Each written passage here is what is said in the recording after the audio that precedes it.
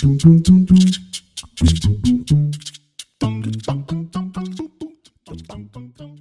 motivasi kenapa saya memilih topik ini itu karena ketika kita membahas arsitektur vernakular, kalau kita bandingkan dengan arsitektur barat yang cenderung selalu mengeksplorasi tentang bentuk dan segala macam, di arsitektur vernakular, terlebih khusus ke arsitektur adat Indonesia, itu mereka bahkan tidak terlalu concern dengan yang namanya bentuk. Bahkan bentuk itu sendiri terbentuk dari adanya adat istiadat dan budaya setempat yang mereka percayai. Dan uniknya, apa yang terjadi di rumah-rumah adat ini selalu bisa membawa suasana yang berbeda-beda. Jadi saya berangkat dari situ dan ketemu dengan kata kunci atmospheric architectures. Buku ini ditulis oleh Gernot Bohme. Penulisnya ini adalah seorang filsuf asal Jerman dan beliau telah membuat beberapa karya tulis yang mengulik topiknya itu sebagian besar tentang estetika, etika, dan antropologi. Jadi kalau boleh cerita secara general di buku ini, dia akan cerita tentang estetika, dimulai dari secara abstrak gitu, pemahamannya dari teori dasarnya tentang estetika, kemudian kepada kriteria yang bisa membangun estetika, kemudian ada penerapannya di dalam arsitektur dan hubungannya dengan manusia sebagai subjek di arsitektur tersebut. Lalu dilanjutkan dengan beberapa generator yang bisa membuat atmosfer yang berbeda-beda. Contoh misalnya seperti musik, cahaya. Kemudian terakhir tutup dengan sebuah tipologi bangunan yang sangat berkaitan erat dengan topik atmosferik ini, yaitu tipologi rumah-rumah ibadah. Buku ini sendiri adalah terbitan tahun 2017, namun di sini saya presentasinya mencoba memaparkan beberapa contoh yang menurut saya relevan untuk dibahas di setiap chapter, karena di dalam buku ini sendiri kebanyakan yang dibahas itu adalah teori dan penjelasan dan kurang ada contoh-contoh yang relevan dengan apa yang dia bahas. Gernot Blume sendiri itu mendefinisikan atmosfer sebagai ruang yang sudah diatur, disetem. Dan dia bilang atmosfer ini tuh ada di mana-mana, ada di objek apa saja. Kita sebagai subjek juga punya yang namanya atmosfer yang kita sebut sebagai aura, dan kita berinteraksi dengan objek itu dengan cara bersinggungan dengan aura dari objek tersebut. Di chapter pertama ini, dia berangkat dari sebuah keresahan mungkin dari dirinya sendiri, berasal dari sebuah pertanyaan, kenapa topik estetika itu selalu dipakai orang-orang secara general untuk mengkritisi sebuah karya seni. Apakah mereka sendiri paham tentang estetika itu apa, dan kenapa kebanyakan museum itu memamerkan seninya itu atau mengundang pembicara kebanyakan membahas tentang estetika. Jadi dia bilang mungkin saat ini teori tentang estetika itu sendiri sudah dianggap sebagai objek perbincangan, bukan lagi sebagai kualitas seni. Dalam arti objek ini dipakai untuk mengkritisi saja. Tapi sebenarnya yang membuat sebuah karya itu ada nilai keindahannya adalah karena kita sedang membahas tentang atmosfer yang dipancarkan dari karya tersebut. Misalnya contoh yang saya berikan di kiri itu adalah sebuah lukisan yang mungkin memang secara general kita tahu pemahaman tiap orang tentang keindahan itu berbeda-beda. Mungkin di sini yang dikritisi adalah bagaimana seseorang bisa menganggap lukisan ini indah, padahal yang ada di dalam lukisan ini itu adalah cuman percampuran warna, campuran tinta, begitu. Dan di sebelah kanan penerapannya dalam fotografi mungkin bagaimana seseorang bisa memproduksi sebuah karya foto yang bisa dibilang jadi perpanjangan visual kita. Kita nggak harus ada di tempat tersebut untuk merasakan karya tersebut, tapi penanganan yang tepat bisa menghasilkan suatu atmosfer yang sangat berbeda. Chapter kedua ini dia membahas kalau kita mau membahas tentang estetika itu pasti berkaitan erat dengan yang namanya objek. Nah, objek itu sendiri terdiri dari dua kualitas. Yang pertama kualitas bentuk dan kualitas. Yang kedua itu ya karakteristiknya dia. Misalnya di gambar kiri itu saya taruh sebuah gambar bunga matahari. Sebenarnya ketika kita berbicara tentang bunga matahari, yang ada di kepala kita itu adalah warna bunganya kah, atau bentuk bunganya kah, dan kenapa warna yang seperti itu bisa kita dan bentuk seperti itu bisa kita bilang, oh itu adalah bunga matahari. Bagaimana kalau misalnya bunganya warnanya hitam atau gimana gitu. Dan ini yang dibahas di dalam chapter 2 ini, contoh yang dikasih oleh penulis, itu dia mengkritisi tentang patung-patung yang ada di Yunani, misalnya patung Dewa-Dewi. Sebenarnya patung ini punya bentuk dan punya karakteristik juga, dalam arti karena bentuknya itu dia punya identitas. Misalnya di kanan ini, ya kita tahu itu adalah patung Poseidon karena ada trisulanya dia misalnya. Tapi sebenarnya patung ini sendiri cuma terbentuk dari bongkahan marmer misalnya. Di chapter ketiga, karena kita membahas tentang objek, dan objek itu akan berkaitan erat juga dengan yang namanya material. Di sini kata penulis, dia mengkritisi kalau material apapun itu untuk menciptakan keindahan ketika dia digabungkan itu harus saling mendukung, saling suplemen gitu. Dan di sini saya ambil contoh Tokyo International Forum, yang mungkin dia menggunakan material kaca untuk beberapa aspek fungsional, misalnya memasukkan cahaya natural ke dalam bangunan atau membuat transparansi pada bangunan, tapi dia menggabungkannya dengan struktur baja sebagai skeletonnya untuk bisa membuat dia kelihatan megah. Dan untuk beberapa ruangan yang tertutup, dia membedakan penggunaan materialnya itu dengan menggunakan misalnya beton dan skinnya kayak dari kayu gitu. Menurut penulis ini hal-hal sederhana, hal-hal kecil yang bisa menciptakan sensasi estetika di dalam sebuah karya seni. Lanjut dari situ, ketika kita sudah mengerti tentang bentuk, tentang ruang, dan tentang material yang digunakan, penerapannya di dalam arsitektur bagaimana? Di sini saya mengambil contoh, ini adalah karya dari seorang arsitek Thailand, namanya dengan firmanya namanya itu Chet Architects. Nama karyanya Samson Street Hotel. Dan untuk mengkritisi karya ini melalui perspektif buku ini, di sini kita bisa lihat ada beberapa bentuk-bentuk cantilever yang diterapkan di dalam desain ini. Cuman arsitektur itu sendiri kan berkaitan erat dengan manusia, dan itu yang mau ditekankan di dalam buku ini, bahwa kita tidak bisa menilai sebuah karya seni tanpa kehadiran kita secara fisik kepada karya tersebut. Karena untuk menilai sebuah keindahan karya seni itu akan menstimulasi semua sensori kita, visual, pendengaran, penciuman, dan peraba, dan lain-lain. Jadi dia mengutip ada kata-katanya Vitruvius kalau man is the measure of architecture. Kemudian yang berikutnya, atmosfer itu ada beberapa generatornya seperti yang sudah dipaparkan tadi di awal. Generatornya itu adalah ketika dua subjek berinteraksi satu sama lain. Karena subjek ini berbeda-beda, setiap waktunya akan berubah, maka atmosfer yang dihasilkan dari waktu ke waktu juga akan terus berubah.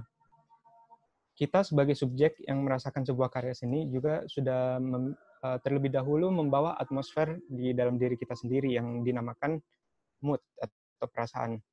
Dan ketika mood kita bertemu dengan sebuah lingkungan tertentu, atau misalnya mood kita bersinggungan dengan mood orang lain, atmosfer yang terjadi bisa saja berubah. Tapi di dalam penerapannya dalam kehidupan kita sehari-hari mungkin ada beberapa kasus di mana ada apa yang penulis bilang itu gangguan terhadap atmosfer ini. Misalnya ada subjek yang lebih dominan datang ke lingkungan binaan kita, kemudian dengan moodnya dia bisa mengubah atmosfer yang ada di dalam ruangan. Atau bisa juga seorang asing gitu yang tiba-tiba bersinggungan dengan mood kita, nah itu juga mungkin bisa menyebabkan permasalahan di dalam atmosfer kehidupan kita sehari-hari. Generator berikutnya itu adalah musik. Penulis menerangkan kalau misalnya musik itu merupakan salah satu generator atmosfer yang paling jelas, dan asalnya itu harus memerlukan resonansi dari sebuah benda.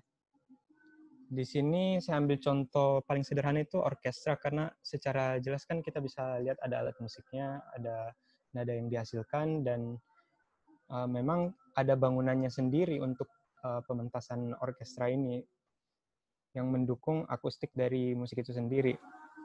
Tapi penulis juga bilang musik itu sebenarnya bisa bermain dengan kualitas ruang yang lain yang ada di dalam diri kita, yaitu imajinasi kita sendiri.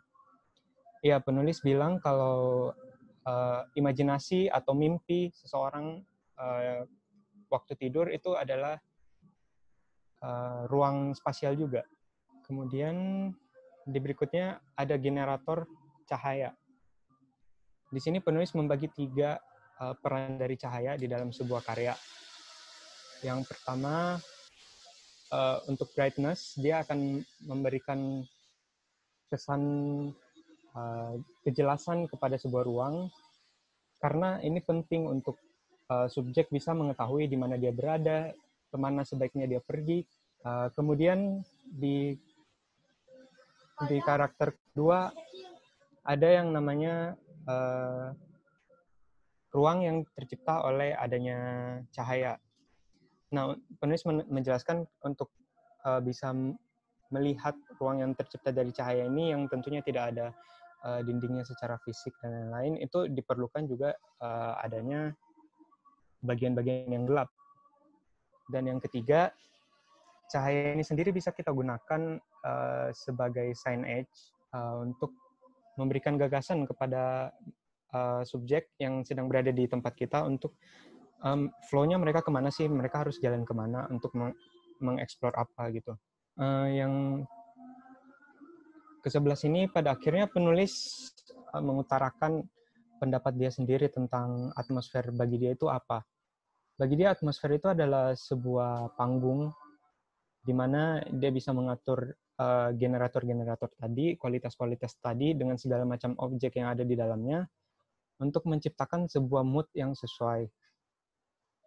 Di sini sambil contoh ya, misalnya kalau orang lagi syuting film gitu, mereka punya properti, punya aktor yang berperan sebagai subjeknya untuk mengantarkan mood kepada kita sebagai penonton.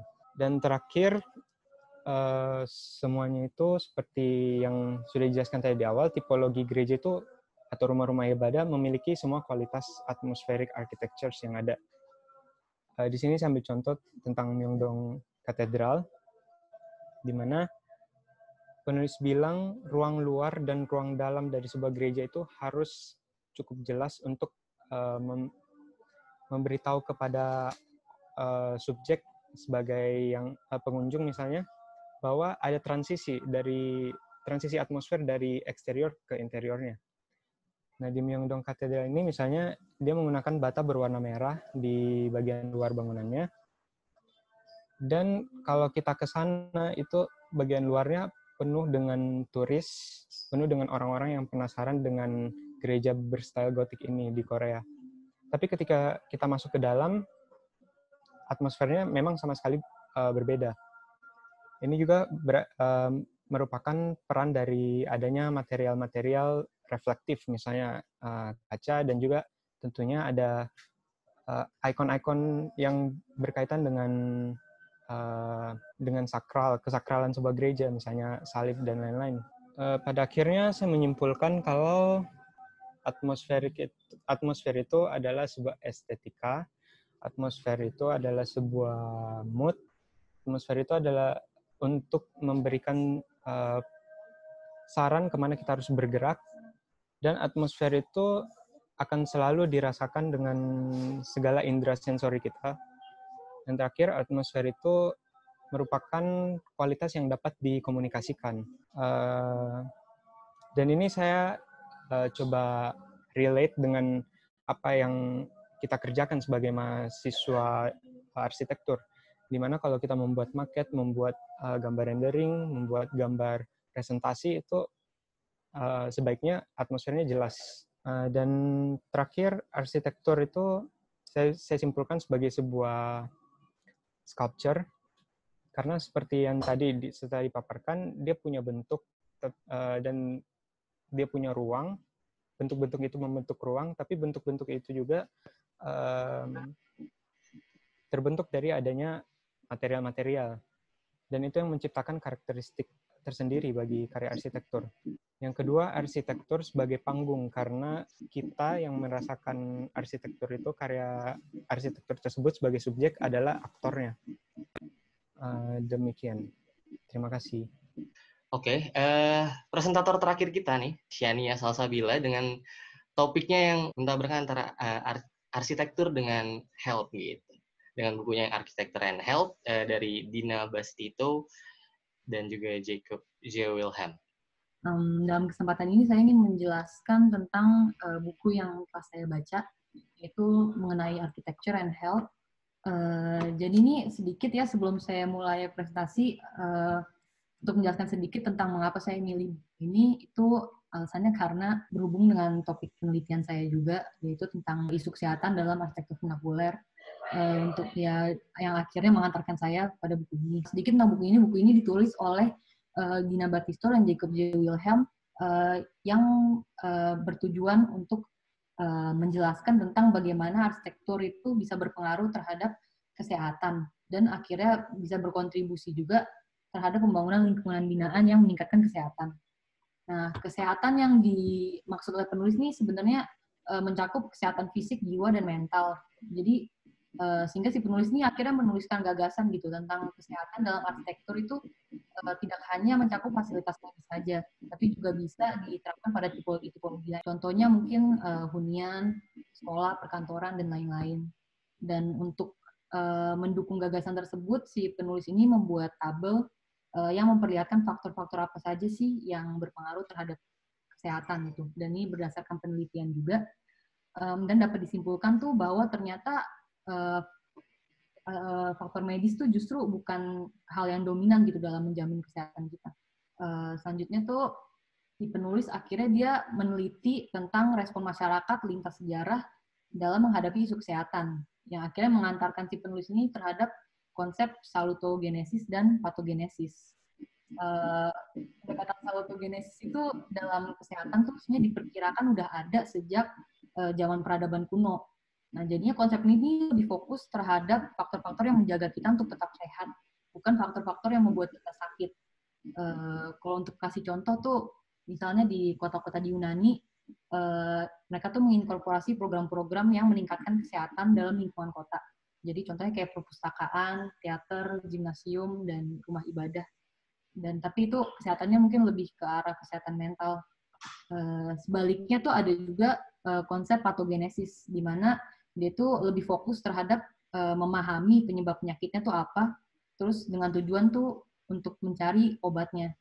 Nah, si patogenesis ini berkembang seiring dengan adanya terobosan-terobosan medis yang baru. Nah, pada akhirnya si penulis ini dia mencoba menggabungkan dua pendekatan tersebut untuk merumuskan sebuah konsep yang dia sebut Architecture for Health, yang memandang kesehatan secara lebih holistik. Jadi konsep ini digunakan untuk merancang lingkungan yang bisa meningkatkan kesehatan dan kesejahteraan masyarakat. Dalam konsep Architecture for Health ini sebenarnya dibagi menjadi 3 tingkatan. 3 tingkatan yang disebut itu ada tingkatan individu, tingkatan komunitas, dan tingkatan global. Nah, kalau individu ini mungkin lebih mengacu pada kesehatan dan kesejahteraan individu yang berdasarkan karakteristik preferensi, perilaku, dan kemampuan pribadi individu. Contohnya nih, misalnya kalangan anak, kalangan orang tua, kalangan orang disabilitas, gitu kan tuh kalangan yang berbeda ya. Nah, contohnya kalau yang untuk skala komunitas itu lebih mengacu kepada kesehatan suatu kelompok masyarakat yang memang memiliki suatu tujuan yang sama. Misalnya kalau kasih contoh ya organisasi, dan dalam skala global ini lebih mengacu pada kesejahteraan umum semua makhluk hidup dan ekosistem di seluruh dunia gitu. Dan ini akhirnya si penulis itu membuat studi kasus gitu pada tingkatan si individual, komunitas, dan global ini. Nah, dari studi-studi kasus ini tuh sebenarnya tadi dilihat kalau dia tuh sebenarnya menggunakan banyak, dia tuh meneliti banyak tipologi, tapi yang dominan itu pada akhirnya itu tetap fasilitas. Kira dari studi-studi kasus yang dilakukan oleh si penulis itu dia tuh merumuskan strategi-strategi umum yang bisa dipakai untuk merancang architecture for health yang dia sebutin itu. Nah, contohnya faktor-faktor ini nih, contohnya nih ada yang soal health outcomes itu, jadi ngomongin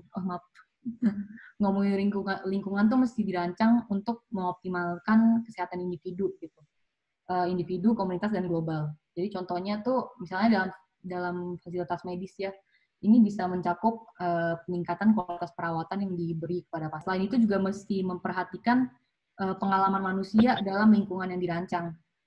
Jadi mungkin kalau dalam setting sekolah nih, kalau saya kasih contoh, itu bisa aja mencakup kayak penataan ruang kelas gitu yang bisa mendukung pembelajaran, terus memberikan pencahayaan alami dan unsur alam dalam ruang. Selain itu juga yang lingkungan yang dirancang itu emang harus mendukung model perawatan yang efisien dan efektif dan dapat meminimalisir kerugian.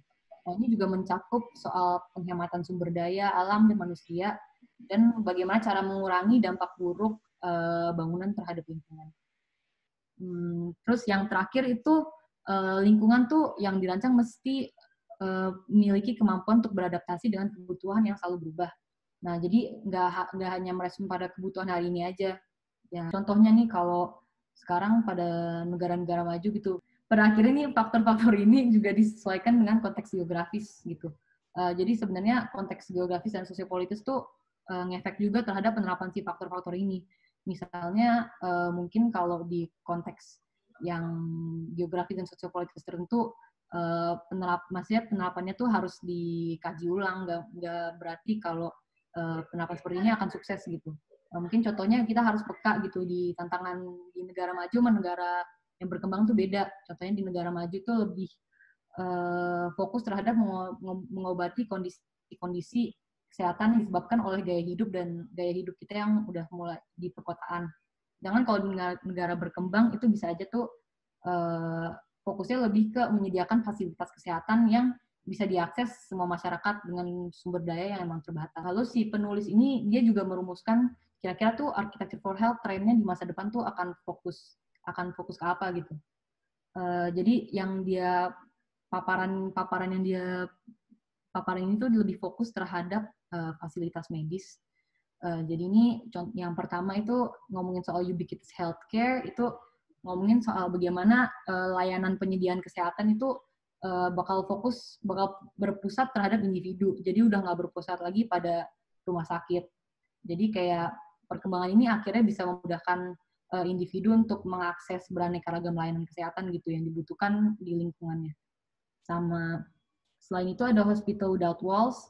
Hospital Without Walls ini berbicara tentang bagaimana si fasilitas rumah sakit itu harusnya diselingi oleh program-program penunjang lainnya gitu dan lebih terintegrasi dengan keseharian komunitas. Nah, karena sebagai institusi itu sangat signifikan dalam kehidupan komunitas, jadi dia seharusnya mencerminkan dan mempromosikan gaya hidup yang sehat. Contohnya nih kampus kesehatan dan distrik kebugaran tuh juga harusnya dikembangkan sebagai mixed use dan memiliki ruang publik untuk rekreasi sehat dan interaksi sosial. Selanjutnya juga ngomongin soal resilience and sustainability. Kalau ini tuh lebih ngomongin soal bagaimana fasilitas medis itu harus dirancang secara berkelanjutan dan bisa bertahan dalam menghadapi bencana alam serta perubahan drastis. Kalau yang the ability to accommodate change ini berbicara tentang kualitas layanan kesehatan tuh harus bisa menyesuaikan diri dengan perubahan gitu. Jadi mungkin dia mesti punya kualitas-kualitas seperti flexibility, expandability, dan adaptability. Jadi dia tuh nggak statis aja. Nah, yang terakhir itu ngomongin soal pretest design. Pretest design ini sebenarnya ngomongin soal mock-up. Jadi mungkin mock-up fisik dan virtual gitu yang nanti akan dipakai. Jadi sebelum konstruksi itu ini akan dipakai untuk uji coba dan untuk ngetes dan ngumpulin data dulu sehingga ya sebelum dikonstruksi itu desainnya bisa optimal. Nah, untuk saya simpulkan aja ya, ini pendapat saya pribadi soal buku ini. Menurut saya nih konsep kesehatan yang diangkat dalam buku ini sebenarnya sangat menarik gitu, karena seperti yang udah dibilang dia tuh nggak fokus terhadap aspek-aspek yang membuat kita sakit aja, tapi aspek-aspek yang justru menjaga diri kita tetap sehat. Nah, di dalam konteks sekarang di mana kita tuh di tengah sebuah pandemi ya, terus nggak ada kepastian juga soal kapan obatnya akan datang, atau bahkan ada obatnya atau enggak, itu juga nggak tahu kan. Jadi di saat-saat seperti ini mungkin menjaga kesehatan fisik dan mental itu menjadi sangat penting gitu. Tapi dari buku ini sih yang saya perhatikan juga tuh, dia tuh banyak fokusnya terhadap itu pelayanan medis gitu, kayak rumah sakit. Contohnya tuh ada juga di case study-nya ini, dia banyakan masukinnya tuh rumah sakit dan fasilitas-fasilitas medis lainnya seperti klinik. Nah, kan pada awalnya itu dia sebenarnya si penulis ini udah menggarisbawahi nih, kalau kesehatan ini nih seharusnya tuh bisa diaplikasikan pada tipologi-tipologi arsitektur yang lain, jadi nggak cuma si healthcare doang. Tapi lucunya dia studi kasusnya tetap kebanyakan di healthcare, walaupun emang ya healthcare pasti kaitannya erat lah sama kesehatan. Cuma mungkin seharusnya jumlah studi kasusnya tuh lebih diimbangkan gitu. Mungkin mengeksplorasi bagaimana cara tipologi-tipologi lain itu menerapkan si architecture for health ini. Itu aja sih dari saya. Terima kasih.